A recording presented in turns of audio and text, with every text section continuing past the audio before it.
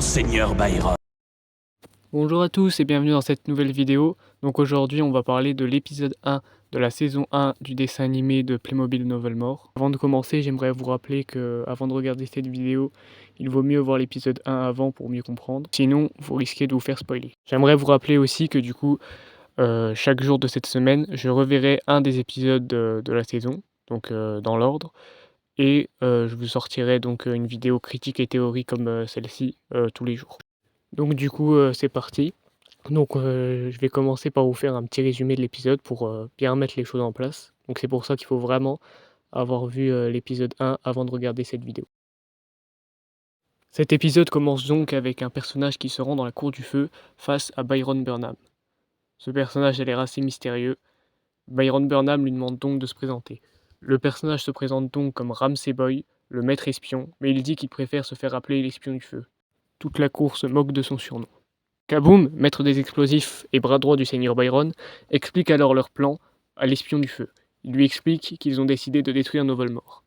Il lui présente aussi l'équipe, Pyralia, maîtresse des flammes, et Lucifex, un simple guerrier. L'espion du feu leur demande alors que font-ils de la prophétie. Byron, le commandant du royaume des Raiders, commence à expliquer, mais il est très vite interrompu par Kaboom, qui explique donc qu'une fois Novelmore détruit, la prophétie tombera et que les 5 royaumes tomberont avec, et que Byron Burnham pourra devenir le nouveau souverain des 5 royaumes.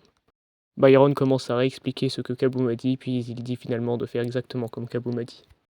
L'épisode continue ensuite par le générique, puis se suit d'une scène où nous voyons enfin le royaume de Novelmore. Donc après, on voit le prince Arwin et plusieurs chevaliers s'entraîner pour se battre. On voit donc les plusieurs chevaliers s'élancer vers une espèce de robot de combat qui arrivent tous à les battre. Arwin est surpris que le robot de combat ait pu tous les battre, et pense que ce sont les chevaliers qui sont faibles.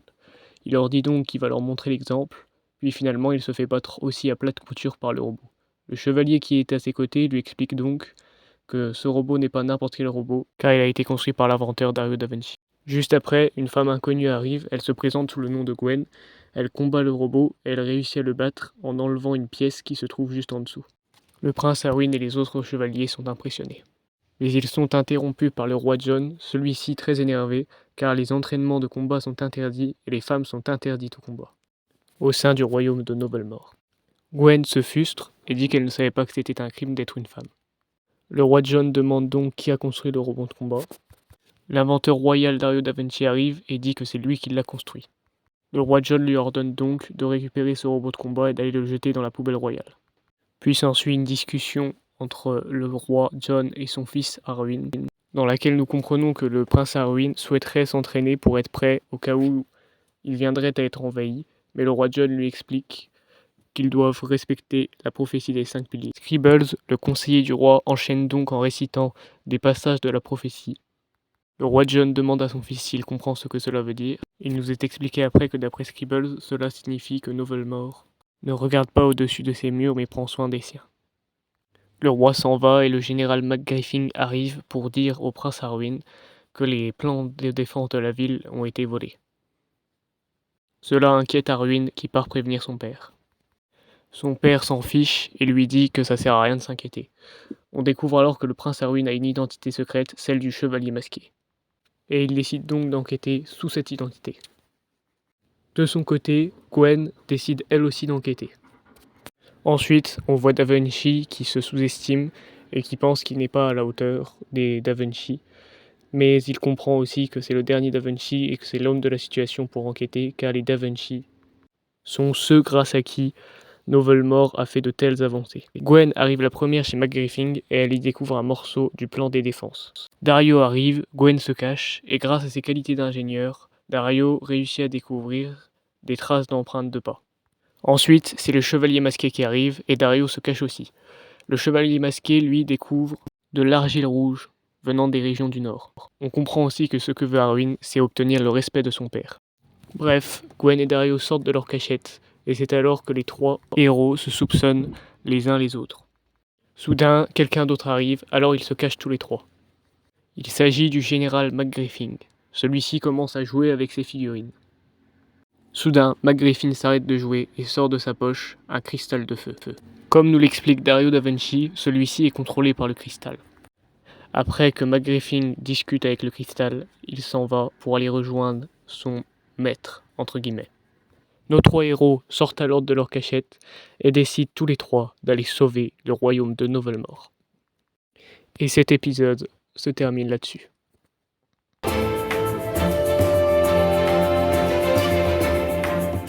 Donc voilà pour le résumé de l'épisode. Maintenant je vais passer à la partie critique et théorie, même si je vais plus donner mon avis que faire des théories, parce que j'ai déjà vu toute la série et donc je peux pas faire de théorie sur la suite puisque je sais ce qui va se passer.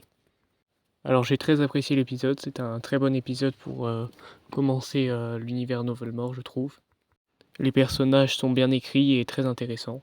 Et les trois héros, Gwen, Dario et Arwen, font vraiment une bonne équipe. Quant au méchant, Kaboom est très bien et l'espion du feu est lui aussi très intéressant. Après Pyralia et Lucifex, on ne découvre pas beaucoup dans cet épisode-là. Donc je vais pas donner mon avis sur eux tout de suite. Je trouve ça aussi très intéressant le fait que Arwen cherche toujours le respect de son père et qu'il essaye de le convaincre qu'il faut se préparer au cas où il finirait par être envahi. Voilà pour mon avis sur cet épisode. Maintenant on passe à la partie théorie, même s'il va pas y avoir grand chose dans la partie théorie.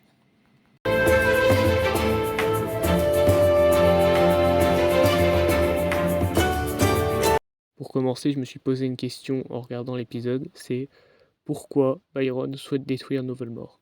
Bon, il y a Kaboom qui nous explique que s'il fait ça, il pourra régner sur les 5 royaumes. Mais pourquoi est-ce que s'il détruit le royaume de Novelmore, il régnera sur les 5 royaumes? Pourquoi est-ce qu'il lui suffit de détruire le royaume de Novelmore et pas un autre royaume? Comme par exemple le royaume du Violetville, qui est l'un des 5 royaumes de l'univers de Novelmore. J'y ai réfléchi et je pense que la théorie la plus logique, c'est que le royaume de Novelmore est le royaume le plus puissant et le plus influent des 5 royaumes. Surtout grâce au génie Da Vinci. Car comme Dario le dit, on sait que les Da Vinci ont fait très avancer le royaume de Novelmore. Et voilà, c'est la seule théorie que j'ai à vous proposer pour cet épisode. Et j'espère que cette vidéo vous aura plu. En tout cas, on se retrouve demain pour regarder l'épisode 2 et pour faire une théorie sur cet épisode. Il y aura une vidéo théorie et critique chaque jour sur chaque épisode, comme je vous l'ai déjà dit en début de vidéo. Donc du coup, on se retrouvera à peu près tous les jours cette semaine et puis pendant d'autres semaines aussi. Et voilà quoi. Bonne journée à tous. Pensez à vous abonner et à mettre un pouce bleu. À demain.